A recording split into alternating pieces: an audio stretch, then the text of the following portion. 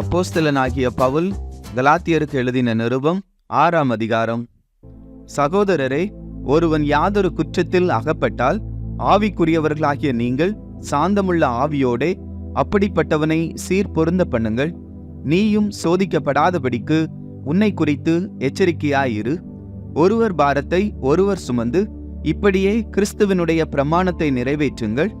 ஒருவன் தான் ஒன்றுமில்லாதிருந்தும் தன்னை ஒரு பொருட்டென்று எண்ணினால் தன்னைத்தானே வஞ்சிக்கிறவன் ஆவான்.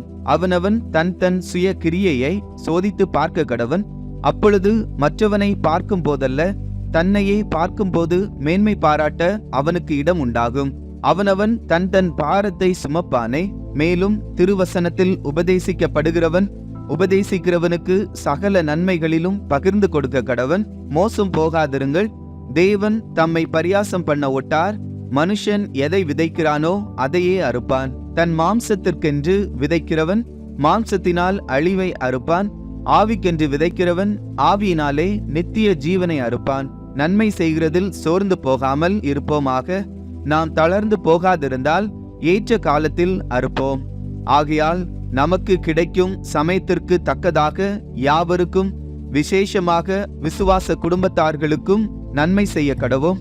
என் கையெழுத்தாய் எவ்வளவு எழுதினேன் என்று பாருங்கள். மாம்சத்தின்படி நல் வேஷமாய் காணப்பட விரும்புகிறவர்கள் எவர்களோ அவர்கள் தாங்கள் கிறிஸ்துவினுடைய சிலுவை நிமித்தம் துன்பப்படாதபடிக்கே உங்களை விருத்த சேதனம் பண்ணிக்கொள்ள கட்டாயம் பண்ணுகிறார்கள். விருத்த சேதனம் அடைந்திருக்கிற அவர்களும் நியாய பிரமாணத்தை கை கொள்ளாமல் இருக்கிறார்கள்.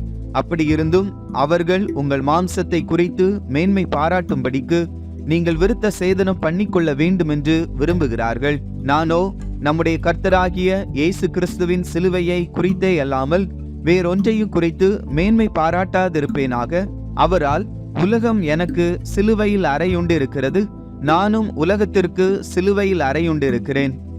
கிறிஸ்து இயேசுவுக்குள் விருத்த சேதனமும் ஒன்றுமில்லை, விருத்த சேதனம் இல்லாமையும் ஒன்றுமில்லை.